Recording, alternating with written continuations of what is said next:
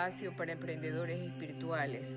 Aquí yo, como siempre, rodeada de la naturaleza que me enseña tanto, que me nutre tanto y que me da tanta paz. El día de hoy quiero comentarles o compartir con ustedes la ley del espejo. La ley del espejo nos permite ver aquellas partes de nosotros mismos que normalmente no detectaríamos si no conocemos esta ley. Fíjense que cuando nosotros queremos mirar alguna parte de nuestro cuerpo, como nuestras manos, nuestras piernas, dirigimos nuestros ojos a cualquiera de estas partes. Pero cuando queremos encontrarnos o mirarnos a nosotros mismos, ¿a dónde acudimos? A un espejo. Porque es a través de nuestros ojos que realmente nuestra alma se asoma. Entonces, la fórmula espiritual que encontró la divinidad o el universo es que nosotros podamos recrear en las demás personas que tenemos a nuestro alrededor aquellas partes que no podríamos ver si no nos reflejamos en estas personas. Y para entenderlo un poco más, yo voy a dividir cuáles son aquellas partes o de qué manera podemos acceder más fácilmente a detectar esas enseñanzas, porque en realidad todo está conectado, pero ayuda mucho a hacerlo de una manera más didáctica. Entonces veamos el primer espejo. El primer espejo es el de la similitud. Aquella persona que me refleja algo que yo tengo y que no me he dado cuenta. Por ejemplo, tengo una persona a mi alrededor que miente mucho y yo sé permanentemente que ella no está diciendo la verdad. Pero en lugar de molestarme o tomo esta molestia para analizarla dentro de mí, porque finalmente es mi emocionalidad, y entonces debo despertar a la realidad de que a lo mejor yo le miento a otras personas en otras circunstancias, de que me miento a mí misma cuando no escucho mi voz interior y hago todo lo contrario, lo que yo siento que debo hacer. El otro espejo es el de los opuestos, ¿no? ¿Cómo nos molesta que alguien sea tan distinto de nosotros? Si somos ordenados, esta persona es tan desordenada. Si somos puntuales, qué barbaridad, esta persona nunca llega temprano y eso me molesta. Y así, una serie de circunstancias en la vida que justamente confrontan lo que somos o lo que creemos ser con lo que son otras personas.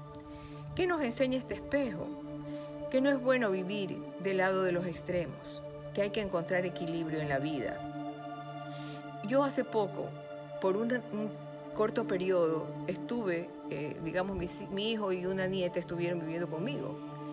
Y claro, yo acostumbrada a vivir sola, donde las cosas quedaban donde yo las dejaba, donde pues todo estaba siempre arreglado, se vio trastocado porque pues había una niña, ya había otra persona como mi hijo con sus propias costumbres, además había un perrito que se orinaba en la alfombra, entonces empezó la casa a oler distinto y realmente yo sufría este tema hasta que me di cuenta de que era un tema que yo tenía que trabajar, que si miraba la felicidad de poder compartir este tiempo con mi nieta maravillosa, con mi hijo, entonces eso me proporcionaba cosas que la casa arreglada no me podía dar. Entonces vamos encontrando el equilibrio, ¿no? En lugar de calificar a las otras personas o rechazarlas, integrarlo a tu realidad y ver qué cosas positivas debes despertar dentro de ti. El otro espejo es lo que le hacemos a los demás. Por ejemplo, puede ser que en tu trabajo haya alguien que tú sientas que te maltrata, que tú sientas que te hace bullying o que siempre critica o que está tratando de competir contigo, ¿no? Y no te sientes valorado. Y entonces siempre, en lugar de dejar este tema en la otra persona, lo que tal vez esta situación nos puede decir o nos puede llevar a preguntar es, ¿a quién yo no le doy importancia? Tal vez a mis padres que no voy a visitar, a quienes no escucho, a quienes no les doy valor. ¿no? Porque considero que no son productivos, que no son importantes, que no están en el objetivo de mi vida. Entonces, ese espejo nos lleva a reflexionar a través de lo que nos hacen a nosotros y preguntarnos qué hacemos nosotros a otras personas. El cuarto espejo es el de los juicios. Miren, cualquier juicio es subjetivo. Es subjetivo porque pasa a través de mi propia experiencia, de mi propia historia, de mis propias heridas, de mi propio aprendizaje, ¿no? Entonces, cada que yo juzgo a otra persona, le decreto que es vaga, que está equivocada, que la religión que ella tiene no es la religión correcta, que en realidad no debería tener una religión, que el camino espiritual es por donde yo voy, no por donde ella va, o que sencillamente no tiene ningún camino y que por eso va a morir en el infierno, ¿no? Todas aquellas cosas que nosotros juzgamos en los demás, lo que está es hablando de nosotros mismos, ¿ya?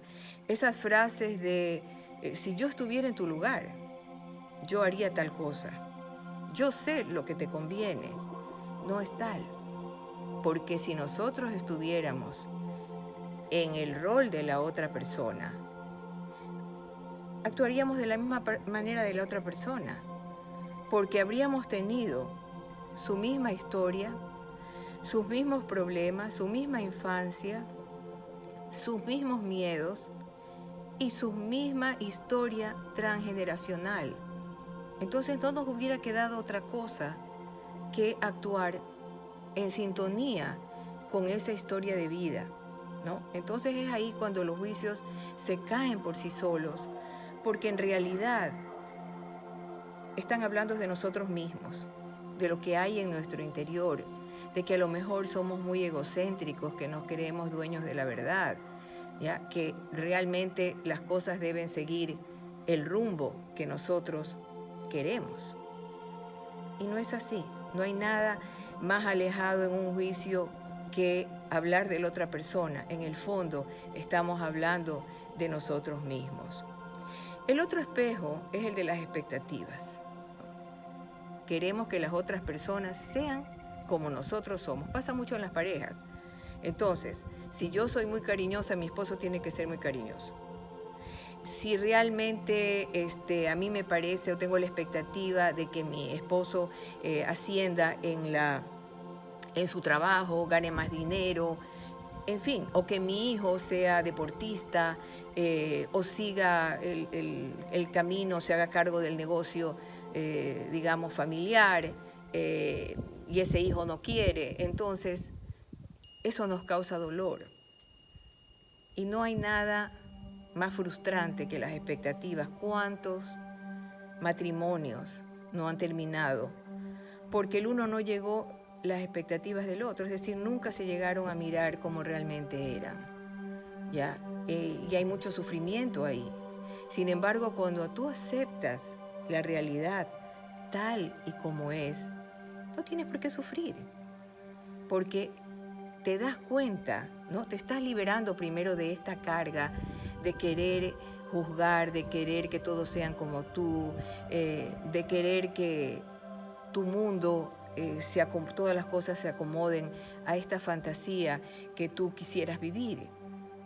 Y entonces uno sufre. Entonces quizás este espejo nos está llamando a mirar también dentro de nosotros mismos y darse cuenta de que en realidad tenemos un origen mucho más profundo, un origen espiritual, un mundo espiritual en el que todo es perfecto. Y esto nos lleva a otro espejo, el espejo de nuestro árbol familiar, el de nuestros ancestros. Hay una ley que es la ley del amor. Según esta ley, algo que no se haya realizado, que no se haya hecho en el árbol familiar de nuestros ancestros, hay una generación siguiente que lo toma, lo vuelve a vivir para resolverlo.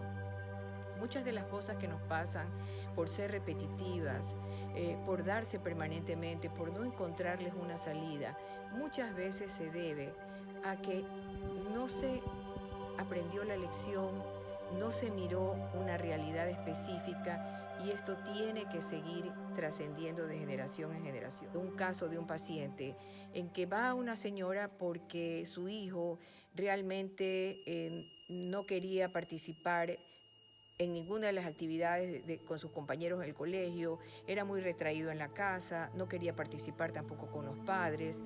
Entonces deciden ir donde un psicólogo, va donde él, y él le dice, sí, usted, señora, tiene que venir a mi consulta. Dice, no, como yo no, es mi hijo. No, usted tiene que venir a mi consulta. Entonces ahí le explica esto el doctor y le pregunta, a la edad que tenía su hijo, ¿cómo era su relación con su papá? Entonces ella dijo, a ver, a esa edad yo me avergonzaba de mi papá porque trabajaba en una cantera, tampoco me pude relacionar muy bien con él porque casi no pasaba en casa.